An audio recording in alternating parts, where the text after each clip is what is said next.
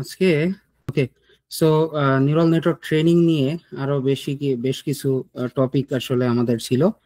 তার মধ্যে প্রথমে আমরা একটা ক্রাইটেরিয়া সম্পর্কে আলোচনা করতে পারি। ফার্স্টের সেই ক্রাইটেরিয়াটা হচ্ছে আমরা যখন নিউরাল নেটওয়ার্কের ট্রেনিং এ যাই, তখন সেক্ষেত্রে ওভারফিটিং একটা ইস্যু থাকে, তাই না? ওভারফিটিং যে ইস্যুটা থাকে, সেই ওভারফিটিং ইস্যুটাতে কি রকম হয় যে আমার নিউরাল নেটওয়ার্কের আমার যখন মানে আমি বললাম যে আমার ইপক্সে সেখানে 50 পর্যন্ত ইপক যাচ্ছে। তো 50 পর্যন্ত ইপক্স যদি যায়, তাহলে বা 100 পর্যন্ত ইপকে আমরা যদি সিম্পল সিম্পল আমরা কি করতেছি, সিম্পল আমরা যদি এমনি ডাটা সেট দিয়ে আমরা যদি রেসনেটে ট্রেন দিই, অথবা আমরা বললাম যে আমাদের কোনো ধরনের কোনো একটা কাস্টম মডেল আছে, তাই তো? সেই কাস্টম মডেলের আমরা যদি ট্রেনিং শুরু করি, তাহলে সেক্ষেত্রে আমরা মাঝে মধ্যে দেখি যে আমাদের যে ট্রেনিং লসটা যেটা থাকে, আমাদের যে ট্রেনিং লস, তাই তো? সেই ট্রেনিং লসে আমরা যদি এখানে বলি আমরা 0 থেকে 2500, তারপরে হচ্ছে 5000, এরকম আমরা ধরলাম, এটা 100 পর্যন্ত না দিয়ে আমরা 20,000, আমরা একটা ইপকের একটা ট্রেনিং লসের কথা যদি আমরা চিন্তা করি, এবং সেক্ষেত্রে আমরা দেখতে পাই হচ্ছে আমাদের ট্রেনিং লসটা আস্তে আস্তে কি হচ্ছে, কমতে কমতে কমতে কমতে কমতে কমতে এক ধরনের একদম জিরোতে এসে নামতেছে, তাই না? সো সেক্ষেত্রে আমরা যদি পাশে প্যারালালি যদি আমরা অ্যাকুরেসির কথা চিন্তা করি, তাহলে অ্যাকুরেসি লস যেহেতু কমতেছে, তাহলে অ্যাকুরেসি কি আস্তে আস্তে বাড়বে, তাই তো? তো আমরা যদি এরকম দেখি যে আমরা আমরা সেক্ষেত্রে হলো এটা হচ্ছে ট্রেনিং লস, এটা হচ্ছে ট্রেনিং লস। আর এরপরে যদি আমরা বলি যে এটা হচ্ছে ভ্যালিডেশন লস, তাই তো?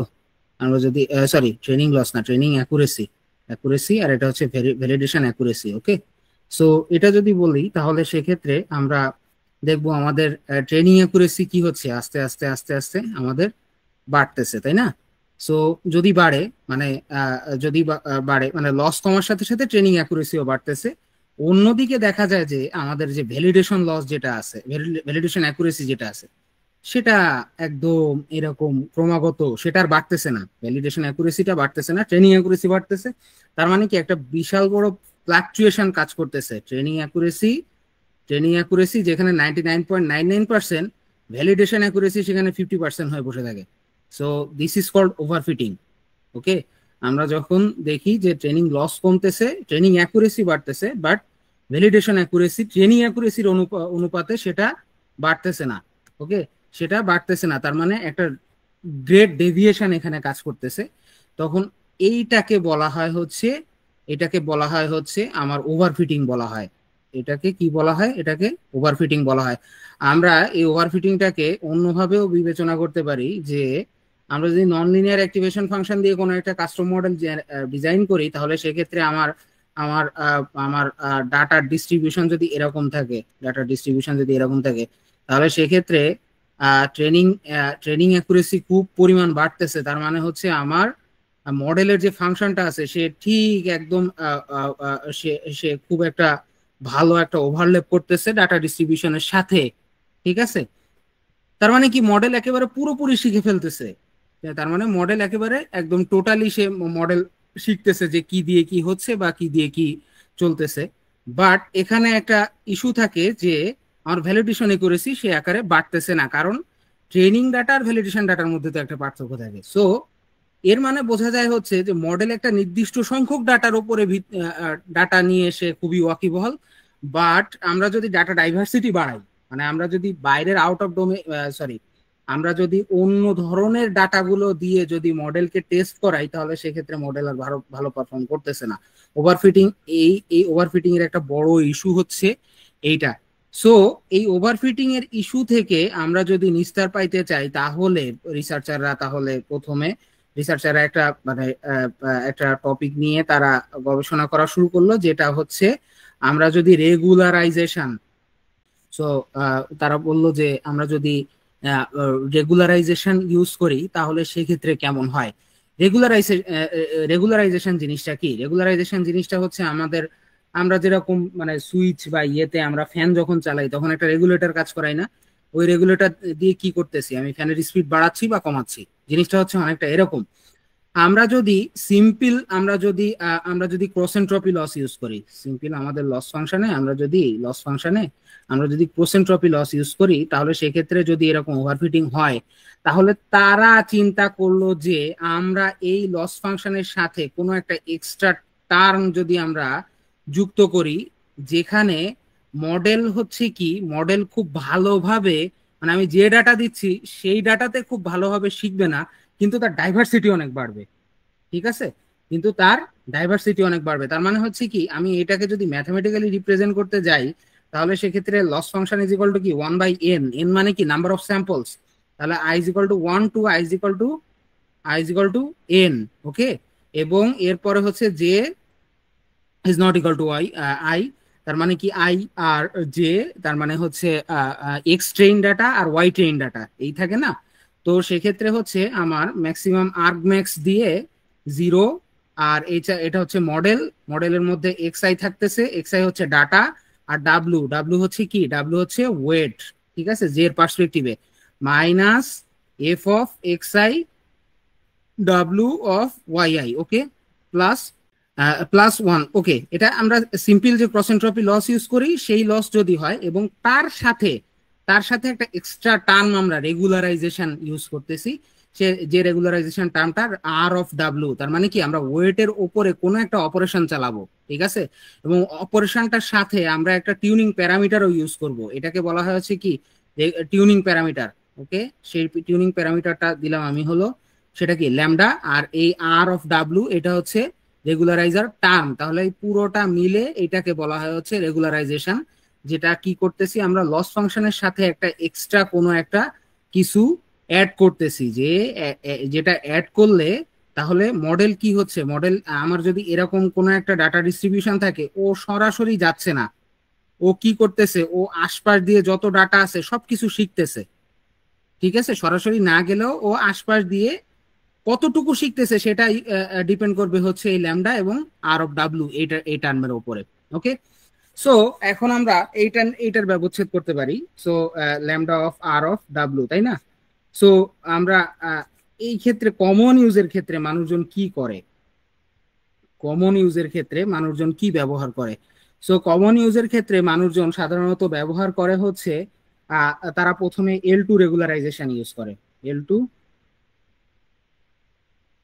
রেগুলারাইজেশন ইউজ করতেছে। ওকে, সো L2 রেগুলারাইজেশন যদি ইউজ করে, তাহলে R of W is equal to কি, R of W is equal to K feature map L. Okay, L dimension এবং ডাব্লিউ অফ স্কোয়ার। ঠিক আছে, ওয়েটের হলো রুট মিন স্কোয়ার বলা হয় এটাকে, আর কে অফ এল।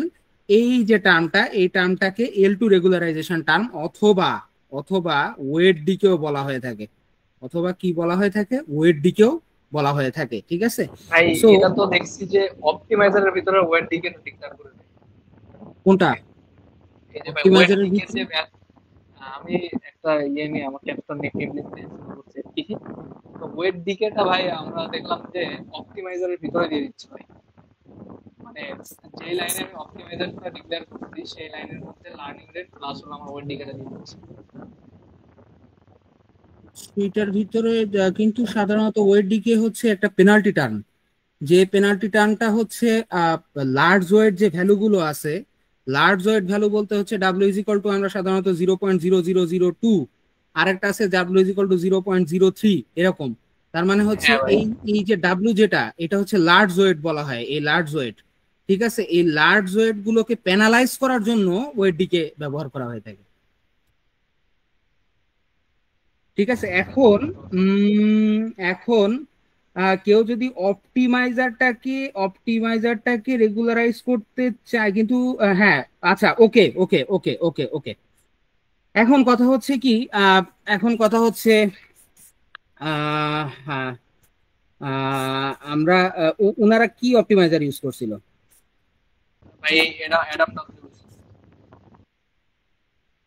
ওনারা কি অ্যাডাম ইউজ করছিল? ওকে, সো এখানে হচ্ছে আমরা সাধারণত অ্যাডাম যখন ইউজ করা হয় অপটিমাইজারের ক্ষেত্রে, তখন সেক্ষেত্রে হচ্ছে আমার যখন স্টোক্যাস্টিক গ্রেডিয়েন্ট ডিসেন্টটা যেটা আছে, ঠিক আছে, সরি গ্রেডিয়েন্ট যেটা আছে, গ্রেডিয়েন্ট যেটা আছে ওই গ্রেডিয়েন্টের আপডেটের ক্ষেত্রে আমরা অপটিমাইজারটাকে ইউজ করতেছি, কিন্তু গ্রেডিয়েন্টের মোমেন্টাম ঠিক করার জন্য মাঝে মধ্যে হলো ওয়েট ডিকে ইউজ করে থাকি, সেটা হলো আলাদা, সেটা কমপ্লিটলি ডিফারেন্ট। ওকে, সো আমরা যে কোনো জায়গায় ওয়েট ডিকে ইউজ করতে পারি, এটা হচ্ছে রেগুলারাইজেশন টার্মের ওয়েট ডিকে। ওদিকে অ্যাডামের পেপারেও তারা যে রেগুলারাইজেশন মেথড ইউজ করছে, সেক্ষেত্রে তারা ওইটাকেও ওরা বলছে হচ্ছে এক ধরনের ওয়েট ডিকে বলছে। যেমন আমরা যদি যেমন অ্যাডাম পেপারের পরে, ঠিক আছে, অ্যাডাম পেপার তো কিংমা অ্যান্ড বা এর লেখক, তারপরে হচ্ছে অ্যাডাম পেপার বেরোয়ছিল 2016 আইসিএলআর এ বেরোয়ছিল, এরপরে অ্যাডাম ডাবলু নিয়ে একটা পেপার বেরোয়ছিল, ঠিক আছে, অ্যাডাম ডাবলু। সো অ্যাডাম ডাবলুর পেপারের নাম ছিল হচ্ছে, ও সিম্পল যে রেগুলারাইজেশন মেথড ইউজ করছিল, অ্যাডাম ডাবলু সেক্ষেত্রে করলো হচ্ছে সে ওয়েট দিকে রেগুলারাইজেশনটা সে ফিক্স করলো, ঠিক আছে। আমরা যদি অ্যাডামের পেপারে যদি যাই, তাহলে কোথায়,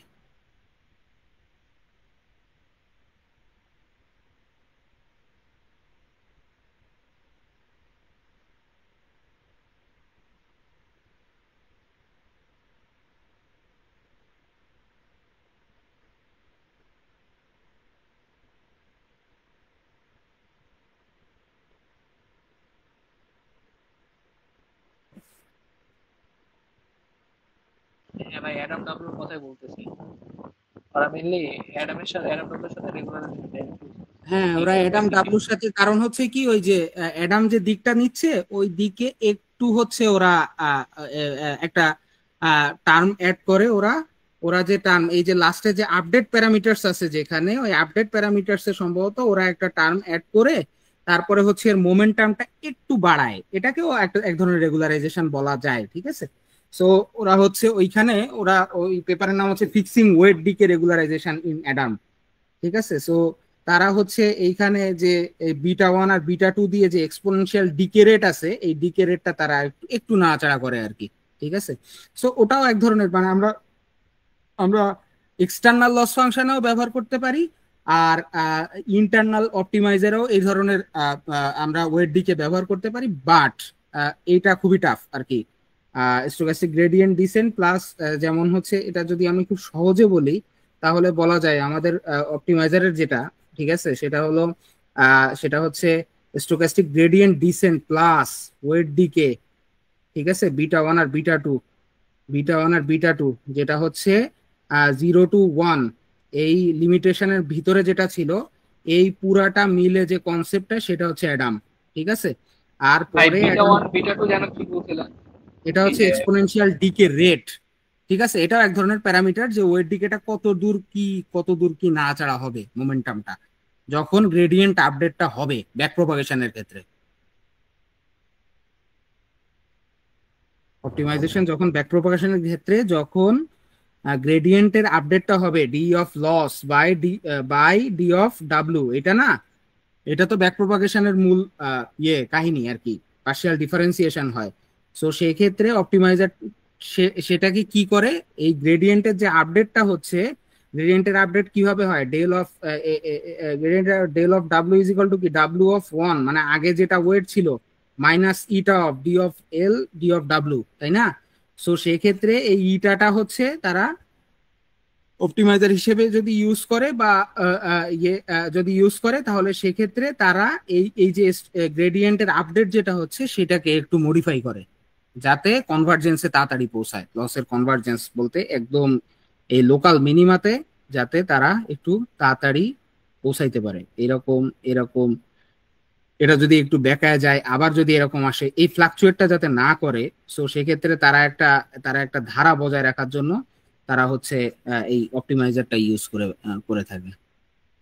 সো সেক্ষেত্রেও হচ্ছে তারা এই দিক বা মোমেন্টাম বিভিন্ন কিছু পাল্টানোর ক্ষেত্রে তারা এই ওয়েট ডিকেটা এর ভিতরে একটু রেগুলারাইজ করতেই পারে, ঠিক আছে। বাট এটাকে অনেকটা সাব অপটিমাল রেগুলারাইজেশন বলা হয়ে থাকে। অ্যাডামের যে লার্নিং রেটটা যেটা অ্যাডাপটিভ লার্নিং রেট, এটাকে সাব অপটিমাল রেগুলারাইজেশন বলা হয়ে থাকে, এটা অপটিমাইজারের ভিতরে ইউজ করা হয়ে থাকে। ওইটা কনসেপ্ট একই, যে আমরা কোনো কিছু অ্যাড করতেছি বা কোনো কিছু মডিফাই করতেছি, ঠিক আছে। সো এটাও হচ্ছে অনেকটা বলা যায় হচ্ছে L2 রেগুলারাইজেশনের মতো। কারণ হচ্ছে কি হচ্ছে যে আগের যে গ্রেডিয়েন্ট আপডেট আর পরের যে গ্রেডিয়েন্ট আপডেট দুইটার মধ্যে লব্ধি নির্ণয় করার মাধ্যমে একটা একটা একটা মাঝামাঝি কোনো একটা আপডেট তারা পায়। সো এটাকেও তারা L2 রেগুলারাইজ ওয়েট ডিকে বলা হয় বলে তারা, ঠিক আছে। সো সেই সেম কনসেপ্ট ইউজ করে এক্সটার্নাল লস ফাংশনেও এই L2 রেগুলারাইজেশন ইউজ করা হয়ে থাকে, ঠিক আছে। সো ওইটা অপটিমাইজারেও ব্যবহার করা যায়, বাট অপটিমাইজারের ব্যবহার করা ওটা শেষ, মানে ওইটা নিয়ে মাথা ব্যথা করে কোনো কাম নেই আর কি। আমরা এইখানে L2 রেগুলারাইজেশন যদি ইউজ করি রেগুলারাইজেশনের ক্ষেত্রে, তাহলে সেক্ষেত্রে এইটাকে কমন ইউজে ওয়েট ডিকে বলা হয়ে থাকে। ওকে, এন্ড দেন হচ্ছে 2 নম্বরে হলো L1 রেগুলারাইজেশন আছে। 2 নম্বরে L1 রেগুলারাইজেশন। L1 রেগুলারাইজেশন আর কিছুই না, R of W is equal to তারা এই সেম কে আর এল এর, আর এখানে শুধু স্কোয়ারটা থাকে না, শুধু স্কোয়ারটা থাকে না, এই যে এটা হচ্ছে L1 মানে হচ্ছে সিম্পল নর্ম নির্ণয় করে থাকে তারা, ঠিক আছে। এছাড়াও আরো আছে, এরপর হলো এই দুইটার কম্বিনেশনের মাধ্যমে সেটাকে বলা যায় হলো ইলাস্টিক নেট বলা হয়। ইলাস্টিক নেট সেটা হলো L1 প্লাস L2 দুইটা একসাথে তারা ইয়ে করে। সেটা কিভাবে করে তারা আবার, সেটা করে হলো R of W is equal to এই দুইটা যোগ করে একসাথে, এটা প্লাস এইটা, তাহলে দুইটা যদি যোগ করা হয় তাহলে এই সেম কে আর এল ডাইমেনশনে তারা তাহলে কি হবে, W square K L plus W of K L, তাই না, এইটা হবে। কিন্তু এইখানে তারা আরেকটা বিটা বা এক্সপোনেনশিয়াল ডিকে রেট তারা যুক্ত করে দেয়। তারপরে বিটার ভ্যালু তারা একটা ছোট একটা ভ্যালু ধরে তারপরে হচ্ছে তারা একটা রেগুলারাইজেশন করে থাকে। রেগুলারাইজেশন করে করে করে তারা দেখে যে আপডেটটা কিভাবে হচ্ছে কিভাবে হচ্ছে না। ওকে, সো আমরা আমরা আমরা আমাদের লস ফাংশনে যদি দেখি যে কখনো যদি ওভারফিট করে, কখনো যদি ওভারফিট করে, মানে প্রথমে যেটা বলছিলাম আমি যে আমার ট্রেনিং অ্যাকুরেসি 99.9% হচ্ছে, কিন্তু ভ্যালিডেশন অ্যাকুরেসি সেক্ষেত্রে 50% আটকায় যাচ্ছে এবং কন্টিনিউয়াসলি চলতেই থাকতেছে 50%, 51, আবার 50, আবার 51, আবার 50, আবার 50, এভাবে যদি হয় তাহলে বুঝতে হবে যে ওভারফিট করে গেছে অলরেডি। সো তখন আমরা কি করতে পারি, আমরা এই লস ফাংশনে একটা মডিফিকেশন করতে পারি, ঠিক আছে, এক্সটার্নাল কোনো একটা টার্ম অ্যাড করার মাধ্যমে, যেটাকে বলা হয় হচ্ছে রেগুলারাইজেশন। ওকে,